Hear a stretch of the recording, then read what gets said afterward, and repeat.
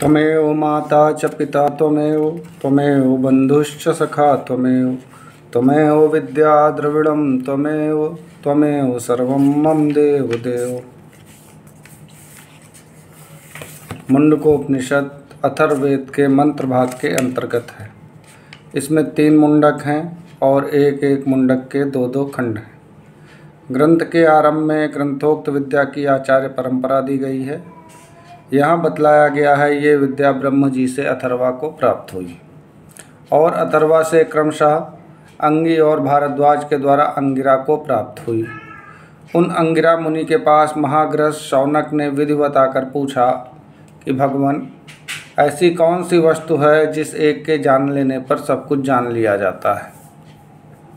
महर्षि शौनक का ये प्रश्न प्राणी मात्र के लिए बड़ा कौतूहलजनक है, क्योंकि सभी जीव अधिक से अधिक वस्तुओं का ज्ञान प्राप्त करना चाहते हैं।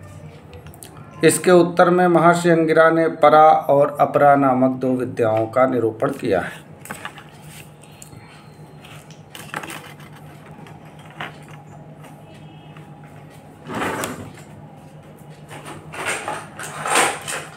जिसके द्वारा ऐहिक, आमुष्मिक, अनात्म पदार्थों का ज्ञान होता है। ऐहिक, आमुष्मिक और अनात्म पदार्थों का अर्थ हम इस वीडियो के आखिरी में डिस्कस करेंगे। जिसके द्वारा ऐहिक, आमुष्मिक, अनात्म पदार्थों का ज्ञान होता है उसे अपरा विद्या कहा है, तथा जिससे अखंड, अविनाशी और निष्प्रपंच परमार्थ तत्व का बोध होता है उसे परा विद्या कहा गया। एक सीधे शब्दों में परा विद्या वो विद्या है जिसके अध्ययन से, जिसके ज्ञान से हमें परमात्मा की प्राप्ति होती है। और अपरा विद्या वो विद्या है जिससे हम मोहित होकर इस संसार चक्र में विचरण करते हैं और काम, क्रोध, लोभ, मोह, मात्सर्य आदि भावों से ग्रसित होकर संसार में सांसारिक कर्मों को करते हुए हम बार बार संसार की गतियों को प्राप्त होते हैं। सारा संसार अपरा विद्या का विषय है तथा सांसारिक पुरुषों की प्रवृत्ति भी उसी की ओर होती है। उसी के द्वारा ऐसे किसी का एक ही अखंड तत्व का ज्ञान नहीं हो सकता है जो संपूर्ण ज्ञानों का अधिष्ठान हो, क्योंकि उसके विषयभूत जितने पदार्थ हैं वे सब परिच्छिन्न ही हैं। अपरा विद्या वस्तुतः अविद्या ही है। व्यवहार में उपयोगी होने के कारण ही उसे विद्या कहा जाता है, क्योंकि अपरा विद्या संसार के कार्यों में उपयोगी होती है। अपरा विद्या की प्रभाव से ही सांसारिक और भौतिक कार्यों में मनुष्य प्रवृत्त रहता है। इसके लिए उसे भी विद्या ही कहते हैं। ईश्वर ने जो भी रचना की है, इस ब्रह्मांड में जो कुछ भी दृश्य, अदृश्य, ज्ञात, अज्ञात, गणना योग्य और अनंत है, उन सब की रचना ईश्वर ने ही की है। और उन सब को ईश्वर ने मनुष्य को ईश्वरत्व प्राप्त करने के लिए ही बनाया है। अखंड और अव्यय तत्व के जिज्ञासु के लिए वो त्याज्य ही है। इसलिए आचार्य अंगिरा ने यहाँ उसका उल्लेख किया है। इस प्रकार के 2 भेद कर फिर संपूर्ण ग्रंथ में उन्हीं का सविस्तर वर्णन किया गया है। ग्रंथ का पूर्वार्ध प्रधानतया अपराविद्या का निरूपण करता है। उत्तरार्ध में मुख्यतया पराविद्या और उसकी प्राप्ति के साधनों का विवेचन है। इस उपनिषद की वर्णन शैली बहुत ही उदात्त एवं हृदयहारिणी है, जिसके स्वभावतः ही जिज्ञासुओं का हृदय इसकी ओर आकर्षित हो जाता है। उपनिषदों का जो प्रचलित क्रम है उसके अनुसार इसका अध्ययन प्रश्नोपनिषद के पश्चात किया जाता है।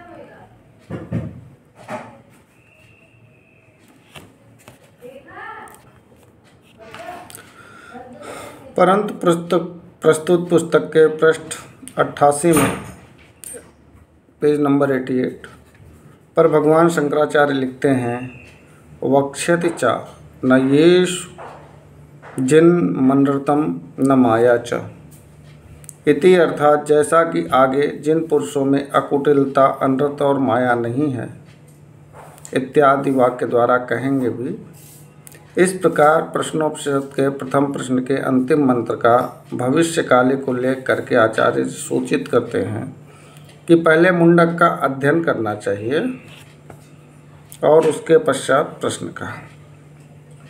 प्रश्नोपनिषद भाष्य आरंभ करते हुए तो उन्होंने इसका स्पष्टता उल्लेख किया है।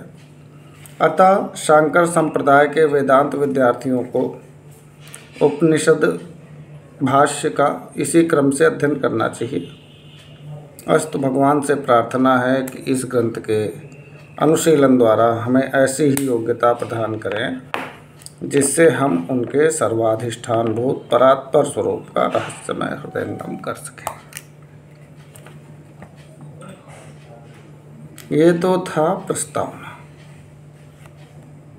सर्वाधिष्ठान भूत परात्पर स्वरूप, इसकी जानकारी भगवान श्रीमद् भगवत गीता में भी देते हैं, इसमें भी देखेंगे।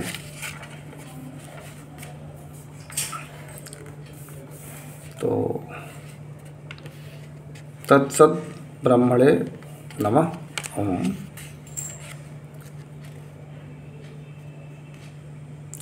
भावाभाव पदातीतं भावाभावात्मकं च यत् तद्वंदे भावनातीतं स्वात्मभूतं परमम्।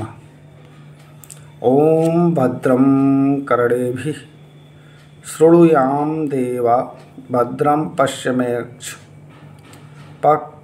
पश्येमाक्षभिर्यजत्रा स्थिरैरंगस्तुष्टत्वां शस्तभूतिर्नर्वश्येमि देवहितं यदाय। हे देवगण, हम कानों से कल्याण में वचन सुने, यज्ञ कर्म में समर्थ होकर नेत्रों से शुभ दर्शन करें, अपने स्थिर और शरीरों से स्थित करने वाले हम लोग देवताओं के लिए हितकर आयु का भोग करें, त्रिविध ताप की शांति हो। त्रिविध ताप, दैहिक, दैविक और भौतिकता।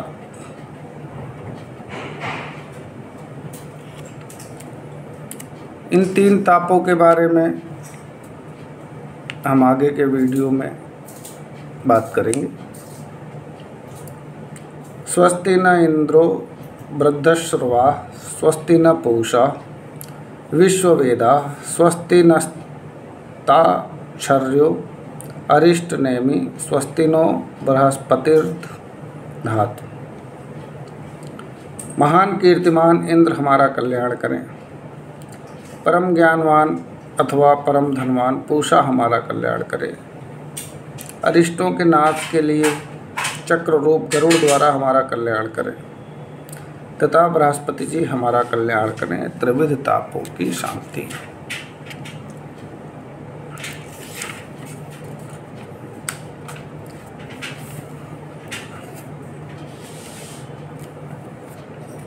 ओम ब्रह्म देवना इत्यादि वाक्य से आरंभ होने वाली उपनिषद अथर्ववेद की है। प्रथम मुंडक, प्रथम खंड, संबंध भाष्य।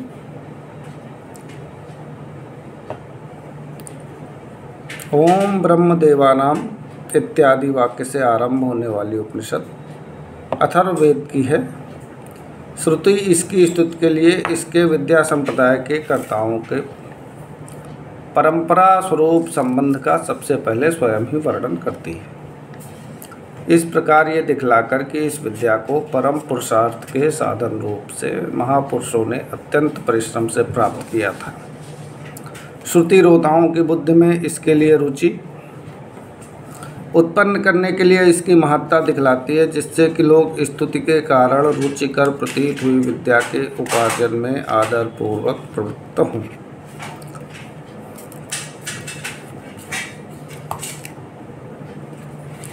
श्रोताओं की बुद्धि में इसके लिए रुचि उत्पन्न करने के लिए इसकी महत्ता दिखलाती है, जिससे कि लोग स्तुति के कारण रुचिकर प्रतीत हुई इस विद्या के उपार्जन में आदरपूर्वक प्रवृत्त हों।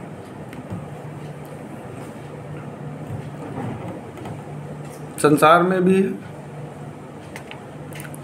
कि मनुष्य को जहाँ भी लाभ की प्राप्ति होती है उसे रुचि होती है, तो वो उस कर्म के लिए उस ज्ञान की तरफ ज़्यादा प्रवृत्त होता है। अपने प्रयोजन के साथ ब्रह्म विद्या का साध्य साधन रूप संबंध आगे चलकर भिद्यते हृदय ग्रंथि इत्यादि मंत्र द्वारा बतलाया जाएगा। यहाँ तो विधि प्रतिषेधात् मात्र में तत्पर अपर शब्दवाच्य ऋग्वेदादि रूप विद्या संसार के कारणभूत अज्ञान आदि दोष की निवृत्ति करने वाली नहीं है। यह बात अविद्या या मंतरे वर्तमाना इत्यादि वाक्यों से विद्या के पर और अपर भेद करते हुए स्वयं ही बतलाकर फिर परीक्ष लोकान इत्यादि वाक्यों से साधन साध्य स्वरूप होकर सब प्रकार के विषयों से वैराग्य पूर्वक गुरु कृपा से प्राप्त ब्रह्म विद्या को ही परब्रह्म की प्राप्ति का साधन बतलाया गया है। ब्रह्म विद्या को ही परम ब्रह्म की प्राप्ति का साधन बतलाया गया है। ब्रह्मवेद ब्रह्मैव भवति परामृता परिमुच्यन्ति सर्वे इत्यादि वाक्यों से इसका प्रयोजन तो बारंबार बतलाया गया। यद्यपि ज्ञान मात्र में सभी आश्रम वालों का अधिकार है, तथापि ब्रह्म विद्या संन्यासगत होने पर ही मोक्ष का साधन होती है और कर्म सहित नहीं। ये बात श्रुति भैक्षचर्याम चरंता संन्यास योगात इत्यादि कहती हुई प्रदर्शित करती है। इसके सिवा विद्या और कर्म का विरोध होने के कारण भी यही सिद्ध होता है कि ब्रह्मात्म के दर्शन के साथ तो कर्मों का संपादन स्वप्न में भी नहीं किया जा सकता, क्योंकि विद्या संपादन का कोई काल विशेष नहीं और न उसका कोई नियत निमित्त ही है। अतः काल विशेष द्वारा उसका संकोच कर देना उचित नहीं। गृहस्थों में जो ब्रह्म विद्या का संप्रदाय कर्तृत्व आदि लिंग देखा गया है, वो पूर्व प्रदर्शित स्थिरतर नियम को बाधित करने में समर्थ नहीं हो सकता। क्योंकि तम और प्रकाश की एकत्र स्थिति तो सैकड़ों विधियों से भी नहीं की जा सकती, फिर केवल लिंगों की बात ही क्या है। लिंगों का मतलब प्रतीक। इस प्रकार जिसके संबंध प्रयोजन का निर्देश किया गया है, उस मुंडक उपनिषद की ये संक्षिप्त व्याख्या आरंभ की जाती है। जो लोग श्रद्धा भक्ति पूर्वक आत्मभाव से इस ब्रह्म विद्या के समीप जाते हैं, ये उनके गर्भ, जन्म, जरा और रोग आदि अनर्थ समूह का छेदन करती है अथवा उन्हें परब्रह्म को प्राप्त करा देती है या संसार के कारण रूप अविद्या आदि का अत्यंत अवसाधन कर विनाश कर देती है। इसलिए उसे उपनिषद कहते हैं, क्योंकि उप और निपूर्वक सद धातु का यही अर्थ माना गया है।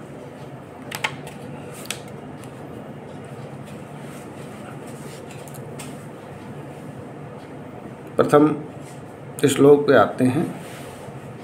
प्रथम श्लोक कहता है कि संपूर्ण देवताओं में पहले ब्रह्म उत्पन्न हुआ। वो विश्व का रचयिता और त्रिभुवन का रक्षक था। उसने अपने ज्येष्ठ पुत्र अथर्वा को समस्त विद्याओं की आश्रयभूत ब्रह्म विद्या का उपदेश